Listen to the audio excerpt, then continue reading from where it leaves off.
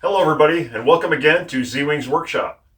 We are on part two of my Buick front nose wall art concrete old parts shelf build, I guess you'd want to call it. Now, if you missed last episode, part one, you had saw me finishing off the form, dialing it in with Bondo, getting it proper, and then pouring the actual concrete for it. Now, the concrete's still actually curing right now, but that doesn't mean we can't continue to work on this. You can see it's still curing in its mold. This was done on a Saturday. It is currently Monday. I probably will not demold this until Wednesday. Now, everything kind of turned out really good. We also started to work on the backing plate. Now, I'm using plywood because it's cheap. Well, I shouldn't say it's that cheap.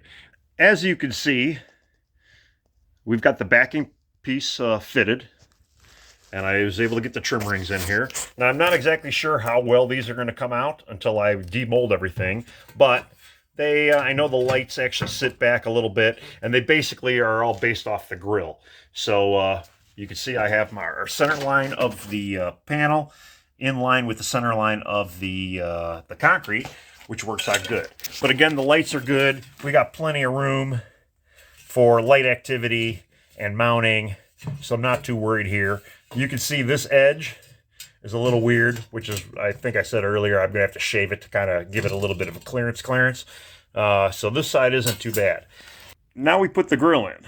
Now I can already see one issue I'm having with the grill, and we have our studs that are sticking out. So I'm going to end up removing this. I do not have one on the other side, fortunately, but you can see it's tight. Now, I may actually even cut these back a little further, just to give us a little bit of room.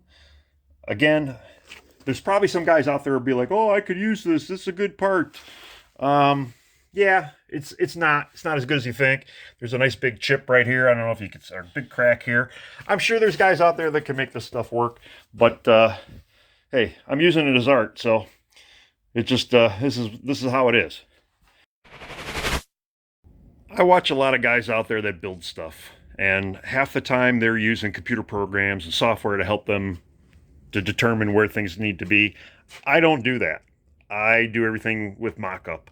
To me, you could draw it perfectly in a computer, but if you forget some details and things just don't quite work out the way you want them to, you're better off actually doing it for real, and you're going to know right away if things are going to work or not. And holes were drilled to get these things to sink in. You can see some of the sawtooth action and how nasty this thing is. So it's just going to kind of be like this. I'm debating if I'm just going to throw maybe a little tack weld on these just to hold them in place. But you can see with the holes being drilled on all these four posts, this thing kind of locks itself in. And I think the final thing I'll actually just mount it using these two studs through the backside. As I'm installing it, I could get a wrench underneath it, crank them in, and that thing's going to hold this thing. You know, with these self-centering and this being mounted, it's not going to go anywhere. Now, the other thing, too, is I've noticed I'm going to have a little light clearance issue here. So I'm going to need to take off, and I got a little pencil line already on both sides, just to give it a little bit more clearance. Not the end of the world. Let's see, what else? You may have noticed, too, I was using 1/8 of an inch spacer block, basically like a shim. I don't want the top of the grill to actually hit the concrete. I want to have a little gap. Just kind of like it would normally be from the factory of the car. So this is just plenty. I don't need it to be super thick. And yeah, that'll work out like that. I attached the piece that I needed to attach. I actually used some glue, biscuits. You can see it's clamping. And once it's dry, I'm going to cut it. And here we are. We got it cut. So it follows the grill really nice. You could kind of see some reinforcements in there that I put, like the triangles. There's another double layer of plywood in here. This guy's strong. This is just a metal plate I had. It already had a hole in it. I said, perfect. So I made a little slot for it. It'll be good. I don't have the nut completely. I basically put like a bolt in here that fits in that thread.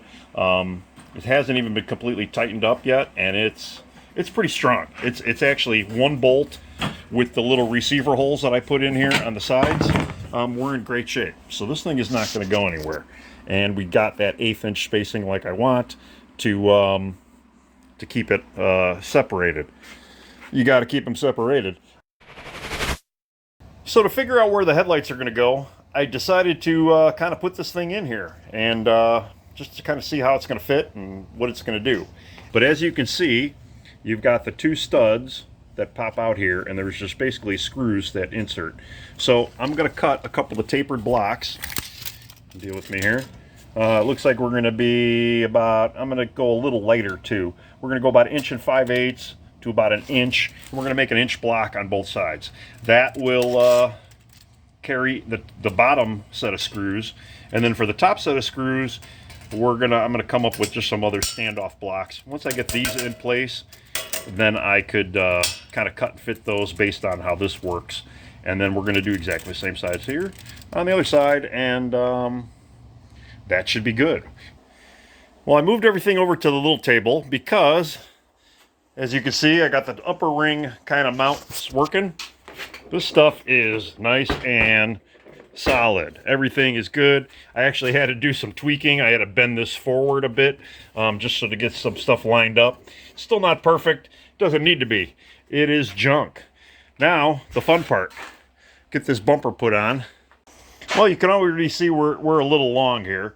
And yeah, I want to get rid of that. And it's pretty bent. So I'm probably going to have to do some straightening on it before I really get into it. So we'll see you in another day. Well, it's Wednesday. Yesterday, I had to go work on somebody's windows, and not computer windows. We're talking like actual windows. But I got home early enough, ran to the store, bought some stuff, and then I started working on the bumper. I didn't video any of the bumper because, honestly, nobody wants to hear the metal scream. But I just want to show you what I used. So here we go. Now, first of all, too, this is my table. I got a couple of these, and these are basically just fold-up table legs. And you mount them to a piece of plywood, and they fold up real nice. Here's one right here in the corner, and yeah, they work out really good. But here's what I ended up using. I used some body hammers, my normal hammer, my framing hammer. This, believe it or not, is a left-handed hammer. See, it says left on it. I used my big old several 16ths wrench. This guy, channel locks. I used my C clamp. This big old piece of metal for forming stuff. Some various metal. Then I've got my 20-pound sledge and my big old tank bar, which I love. Now that gave me the result that I wanted. This thing turned out pretty straight. It's straight enough, at least for what we're doing. Now you can see I also have lines marked around here. We'll get to that in a second. But yeah, I've just kind of got it bolted in right now with 2 screws. They're going to get actually changed with bolts. And I'm going to put a block of wood under here to kind of hold this piece up to where it's at. This was the area that needed all the banging. And you can see, I didn't go crazy. It doesn't have to be. You know, it's rustic. This is kind of how I want it to look. So it's not that bad of a deal. Now, you can see I have like a small little stack of stuff here. And if you look underneath, I've got this thing kind of propped up. Now, I got it on both sides. My bench is pretty straight, and it kind of flows into the table saw over there. So basically what you do is, I have this stack. I got my Sharpie that I marked on here. And if you go to this point here, you can see that Sharpie tip lines up right at the very edge of the plywood. Now, it's a great little trick if you ever need to flatten something out. You just basically run your Sharpie along your stack of wood all the way around it. And that's where you get this line. Now, this is going to be your cut line. I'm not exactly happy with this, so I still got to do a little beating and banging here for that. Not the end of the world. But this line, even though there's a double line, the higher line is the line I'm going to take. And I'm actually going to cut it probably below the line and then slowly sneak up on it to make sure this thing is nice and flat, as you can see. That way it sits on the wall nice. So I also went to the depot, got some paint, and then I found these cool lights. They were like $10 for 2 of them, battery powered. They've got a motion sensor on them, and they work at the night. And I can take these apart, and they're going to work out great for each set of lights. I'll have 2 setups. I can extend the LEDs on them with some basic wiring. 3 batteries apiece. I think they're going to work out awesome. So, but it is Wednesday, like I said earlier. And Wednesday is the day we get to unwrap our Christmas gift, and let's see how this thing looks. So I'm going to put you on a stand. I'm going to try and get this thing muscled up to this table after I wrap it in plastic. Before we actually do any unmolding here, we need basically about 35 and a quarter clear on both sides.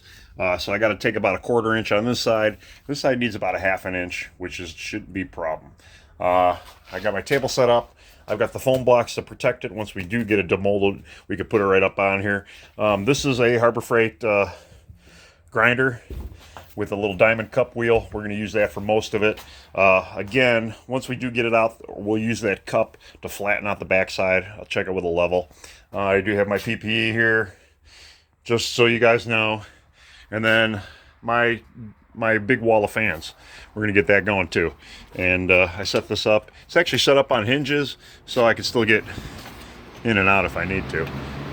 Just a nice little temporary thing. It'll help draw some air out of here. So yeah, you're going to go on the thing. You're going to see me do some grinding, and then hopefully we're going to demold it. There's screws on the back side of this guy, and we're just going to remove the screws, gently pop it out. Hopefully it'll just release decently. But I want to get some of the grinding done before I do the demolding, just especially on these corners here, just to give it a little extra support. We definitely don't want them to crack, and I'm not too worried about it. But here we go.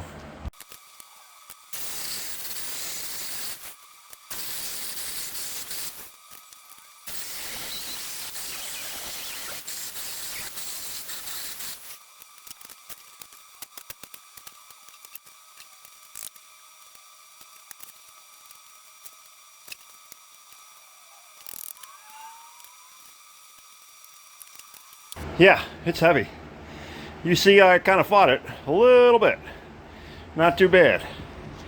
Actually came out of the mold not bad at all, actually. That mold release I used worked pretty good. You can kind of see, looked really good, no blowouts. I did get a crack there. That's not the end of the world. I didn't want to destroy the mold, just in case if this does not turn out the way I want it to turn out. But why don't we flip it over, see how it actually looks for the very first time. I'm kind of excited. Are you?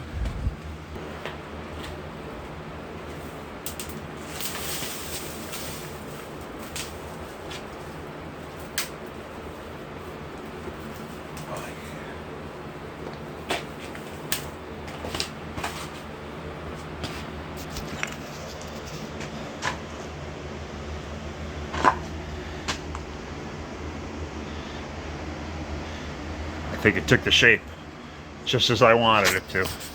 Look at that. That does not look bad at all. Sorry, I'm kind of looking at the piece, not necessarily where I'm filming. So I got to come in here, kind of grind this a little bit, which isn't the end of the world. This is probably higher than it normally is on the real car. I don't really care. The sides, I knew there was going to be some pitting here. That's so typical. I kind of like this this kind of edge. I mean, there's a couple different ways people do concrete. To me, I like the rustic nature of it. I like the fact that it looks weird. This is thin, so that's got to come out anyway. Now you might say it looks a little pink. It does. But once you go to seal it, and I start taking some skin on it, it will redden up pretty good. So, ain't worried about that either. But yeah, I'm totally digging it. Worked out just as I thought it would. So now we're going to flip it back over. I'm going to flatten up the backside. Then I'm just going to kind of see about how well it fits over this guy. And then if we're good, then we can do what we need to do and continue on the process. I've said before, I used to do concrete. This is just part of some of the polishing pads I have. These are all diamond infused. They're made for wet. Sometimes you can use them dry. And they're all the way up to 200. There's 100. These should be more 200. I got them all the way up to like 3,000. Who knows where they're at though. Here's 50s. And I've got them in sizes of 3-inch. I've got like 4-inch. I've got 5-inch. And they're made to polish concrete, or really any kind of stone. So right now I've got, I believe it's a 50 on here. I don't know. We're just going to go through it. We're going to hone it out, flatten it out. I'm going to try and maybe kind of curl up some edges here. And I ain't going to throw this on camera. It's just going to be me grinding. And she fits. We're good on both sides. I had to do some grinding there. I'll get over there, you can see. You know, you have some exposed pea gravel here, which is okay. You know, again, there's a couple different ways of doing concrete. You can make concrete look absolutely perfect like marble, or you can just let concrete be concrete. I've always been a fan of just letting concrete be concrete. And, you know, just let it do what it says. There is a natural beauty just to regular old concrete. And now you can see too, the back fits nice and flush. We're in good shape here. We come back over to here. And again, here's that exposed pea gravel. Now I think we got a little bit more of a kickback here. I can always adjust that with the light, although that side doesn't look nearly as bad. Now, if you ever wondered why I stopped doing concrete countertops and stopped doing concrete work like that, let me just take you back. It's a friggin' mess. So for the final polishing, I decided to take it outside here. Just gave it some water. We're just gonna wet polish it here. Probably a lot of it's going to be done by hand, but yeah, it's less of a mess out here. So I went over it with a 3000 wheel, well, 1500 first, then a 3000, and it kind of took the initial skin off of it, and you can still kind of see little hints of it. I don't know if it'll pick it up in the sunlight, but you expose what I like to call a salt and pepper effect on the concrete, and that kind of gives it that roached out, rusty kind of look to it, which is kind of the look I've been going for. So yeah, it's basically, it's as far as I'm concerned, it's done. It's ready for some sealer, so I'm just going to let it sit out here and bake. We are back on the table now. I did the deed. I cut it rough. It's probably still going to need to be a little final dialed in, and I may actually even do that right before I get ready to mount it, because I want it to fit as tight as possible. But with this thing start moving around, we'll see what it does. Let me try and get this guy out of here. There's no screws on it, but you can see what I did. So I got the 2x4 here that'll screw into these holes. Then I've got these little guys that I put here, and they kind of just, they're more of self-centerers. So this thing will actually have something to hang on to also, along with being screwed on. It'll help centering it up. Once I go to drive these bolts in, they, you know, the bumper will kind of sit on these breast blocks, and then that way it should stay nice and decent. So right now, I'm going to take everything apart. I got to sand the entire thing. Let me widen out here. I got to sand everything, take all the grill apart, and then we are going to paint it. I went through, gave it a nice sanding. I didn't go crazy with it, just enough to kind of clean it up a little bit before we get some paint on it. But yeah, she's ready for paint now. And I really kind of wanted to do one of those really cool transitions, you know, where you snap your fingers and then it's all painted and stuff, but I don't know how to do stuff like that. What, are you kidding me?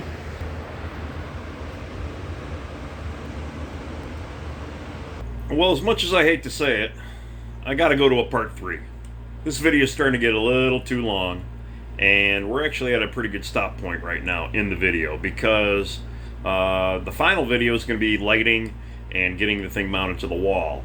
And it's also going to include a little secret thing that I'm going to add to this that maybe you did see or didn't see coming, but it's going to give this thing a little extra pop. So we will continue with one more episode, and I just want to remind everybody, thanks for watching. Please like and subscribe. I hope this video wasn't nearly as boring as the other video was, because the other video was boring. Things are starting to shape up now, and the next video should even be cooler, because it'll be done, and I can't wait to see it myself. So we'll see you guys next time. Thanks again. Bye.